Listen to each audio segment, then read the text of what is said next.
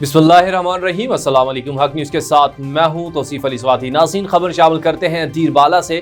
तहसील वहाड़ी local government की पहली तारीफी meeting TMO Vehari Huzaifa Zaheer, assistant commissioner Kashif Jan और तहसील चेयरमैन अयान अली खान की ज़ेर निगरानी वहाड़ी जिरगा हाल में मुनक्किद की गई, जिसमें तहसील वहाड़ी के तमाम विलेज काउंसिल्स के चेयरमैन ने शिरकत की।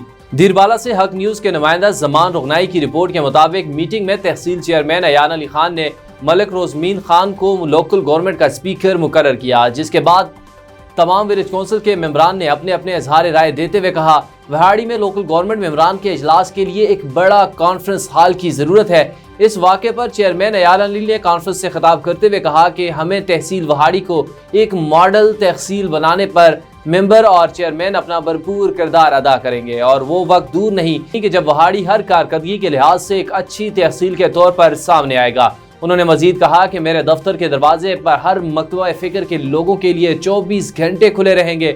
हमारी अवलीन तरजीह है अवाम की खिदमत और पार्टी से हटकर दिन रात अवामी फलाह बहबूद के लिए खड़ा